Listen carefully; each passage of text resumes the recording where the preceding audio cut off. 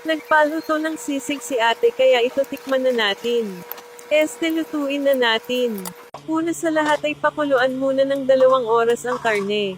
Patawad di ko na baydiohan yung pagpapakulo hihihi. Iprito na natin ang karne, dapat ay mainit pa sa ulo ni nanay ang mantika bago ilagay ito. Siguraduhin din na may gamit kang pantikid upang iwas sa talsik. Game na, labanan na. Hahaha. Kapag medyo kumuunti na ang naririnig na putok sa pagprito, baliktarin na natin ang karne tulad ng pagbabaliktad niya ng storya sa iba, hihihihi.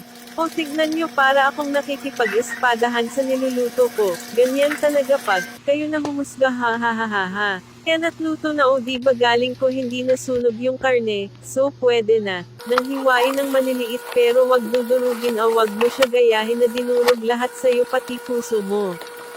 At dito na tayo sa paggigisa ng mga sangkap, bagay na di mo nagawa sa kanya noon. Hahaha, ang gisahin siya. Joke lang, ito na nga kapag mainit na ang mantika kesa sa init ng dugo mo sa taong yun.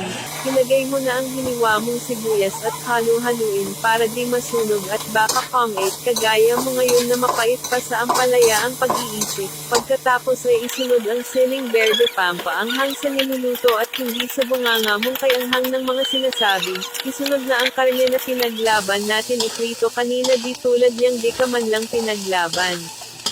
Haluin mo ni halo lang ng halo hanggang mahilo siya at napunta sa iba. Lahat ba to? Haha, oo, sisig pa rin ang pinag-uusapan natin, o wag kayong ano dyan. Lagyan na natin ng konting seasoning para naman magtulosa ito, para naman ganahan ang kakain ng niluto mo na di tulad niya na wala na palang gana sa'yo. Kapag kulang pa ang anghang, lagyan mo pa ng sili, bahala ka na kung ilang kilo gusto mo, ikaw naman ang kakante. Wag ka na menos, nagluluto lang naman ako Bati tayo ha.